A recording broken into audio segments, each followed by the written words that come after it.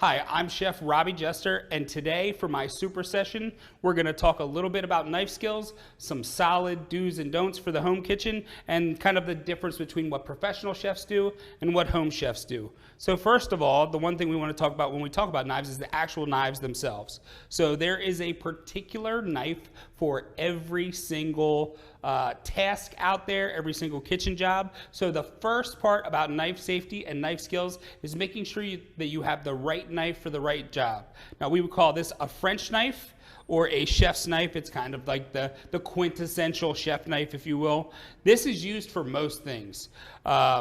You could use this for chopping large vegetables, chopping small vegetables. Really, if you don't have any other knife in your repertoire, this one is a great one to have. This one is 8 inches. If this is daunting for you, you could go with a 6-inch chef knife as well.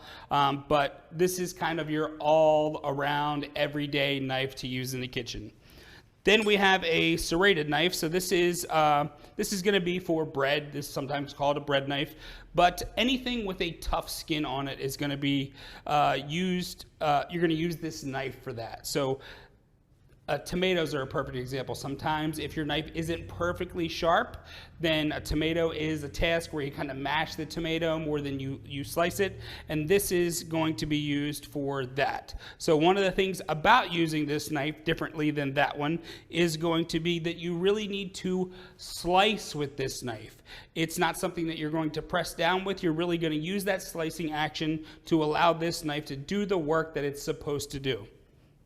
So here we have a boning knife. Now its job is going to be any detail work as far as fabricating proteins. If you're like cleaning a ham and you want to go around the bone, or you're fabricating a chicken and you're kind of separating the wings and the thighs, this is a great knife to use for that. It's going to allow you to get in there because it's a thinner blade. Also, it is fairly rigid, so you kind of just do small swipes with this knife to separate different muscles when you're breaking down a larger piece of meat and things like that. Then we have a paring knife. So this paring knife is going to be used for small tasks. You're going to use this to peel vegetables if you don't have a vegetable peeler. You're going to use this to core tomatoes. You're going to use this to basically do anything that this seems like too much for. If it seems like this is too much, it probably is. So you want to make sure that you use this. Now, when we're talking about keeping our tools kitchen ready, we're going to talk about the honing steel. Now notice I didn't call this a sharpening steel, I called it a honing steel. So this is not going to take a dull knife and make it sharp. It's going to take a knife that is a little bit out of sharpness and kind of bring that knife back a little bit, if you will. So it's for honing the tip of the blade, not for sharpening the tip of the blade. So basically, throughout use of the knife, what happens is this tip, when we look at it this way, it looks like it's absolutely completely straight. But on a micro level, based on whether you're right or left-handed, the tip of that knife is going to curve gently over time as you use it. So you are using the honing steel to take and right the curve of that knife. So if you're going to use this, one of the proper ways to use it, there's a couple different ways. Kind of the safe way to use it would be to put the steel on the board this way, and you're going to take your knife, basically pinching between these two fingers, and you're going to go at like a 35-degree angle towards the board. Safe for the knife, safe for you. This is a good introductory way to do that. I'm applying very little pressure. You don't need to press down or anything like that. But the way that I'm more comfortable with is to do it in my hand like this. So holding the steel, most of the time the honing steel will have a little indentation for where your thumb is supposed to go. Same thing, I'm going to point it away from me, and I'm going to use that same angle, and I actually kind of use my thumb here to really give me what that angle is supposed to be, and I go across the knife, or across the steel like this. And all that's doing, we make sure we do the same amount of swipes on each side. It's just bringing that edge back to straight so that we can make some nice and beautiful cuts. Now, after a certain point, if you're a heavy cooker, a heavy user of your knife, you're going to need to sharpen it. I would recommend then that you use a sharpening stone, or you take it to a professional and have it sharpened. So to get into actually using these things. Now, a few of the safety notes about knives like this. One, A lot of people will use the tomahawk grip. They grab it by the handle like this and they do this. This is, you can do it this way, but this isn't one of the safest ways to do it. And the reason being is you are either right or left-handed.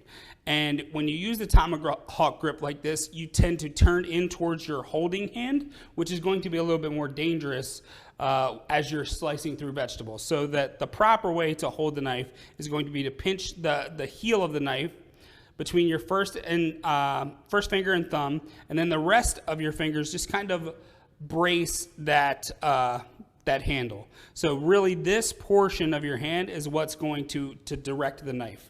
And you use that pinch to really kind of control the direction of the front of the knife. And now another thing, whenever we're cutting vegetables or anything, we want to try and get to a flat surface first. So notice the onion is rounded, it kind of rolls around, it topples. So we want to take that onion from this rounded shape and get it to a flat shape because that's more safe for us to use. So what we're going to do there is we're just going to cut the onion straight through. We're always going to go tip to the board and then heel of the knife down. So now we have a flat, straight edge. So this is going to allow us to safely cut this onion, this carrot, this potato, whatever it is now. So we've gone to a flat edge, and what we're going to do is we're going to take a little bit of this root end off and a little bit of the top end off. We're going to discard them over here. You could save them for stocks, sauces, and things like that, but for our purposes, we're going to put that off to the side. We're going to peel just enough of the onion. Again, we don't want to be wasteful. We're not going in there and grabbing 3 layers because it's easier, convenient. We want to make sure that we add just enough. So then I have this root end here, which I can see because it's got the little knobby portion there. That's going to hold that onion together. And then we have the top portion. So we're going to cut into the top portion. We're going to start with the onion with some straight down cuts. Now another note about this is I am holding with my knuckles or with my first knuckle in front of the tips of my fingers. That's going to allow for a safer knife cut for me. It is going to protect my fingertips from the knife, and it's going to also allow me to guide and make sure that everything is the same length, width, or slice. To dice an onion, what we're going to do is we're going to start with some straight up and down cuts, although we're going to come in from an angle and we're going to kind of follow the natural curve of the onion, and then we're going to make some horizontal cuts, and then we're going to dice our onion. So we'll start in here.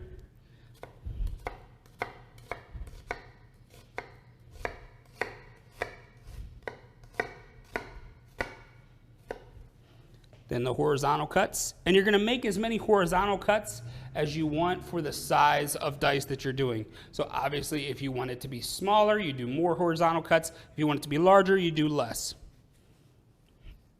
And so I noticed right there that the back of my hand was hitting the cutting board and thus not allowing me to have a true slice of the knife. So I moved this towards the edge of my board to give me more of a straight and true angle on the knife. And then from there, once we have that portion, we're just going to cut downward. And we have these beautiful, uniformly shaped and sized pieces of onion. Now when you get to the bottom side, we're going to turn it to that flat side, just like we did when we were cutting the whole onion. We're going to make a few more slits, and then I'm leaving the tip of my knife on the board and I'm rocking the heel of the blade. That is how we professionally and safely dice an onion. I have one piece here that didn't get cut all the way through, so I'm going to move that off to the side. And then from there, a good note about this is the cutting board is used for cutting. It is not used for storage. So we want to make sure that whatever we are using, we get off the board and into the next container, into the pot, into the pan, or if you're cooking it later, into the bowl, whatever it may be, you want to make sure that you remove those items from the cutting board to make sure that you're being safe and clean. So cleaning the knife, you're going to wash this by hand in the kitchen. If you are the only person that ever uses your sink, then I think that it's okay to put the knife in the sink. However, if you're not, you want to make sure that you leave anything sharp or anything like that off to the side of your sink. As far as wiping the knife down for general use, you can take a towel like this, open it up, you're going to place the knife down, you're going to close the towel, and put your palm down with your fingers up and slide the knife through, and that's gonna wipe your knife clean. So you're ready to move on to the next vegetable, the next onion, or whatever the case may be. So that is the basic of safe knife skills. And I hope that you will take that, you will practice it like anything. Practice makes perfect.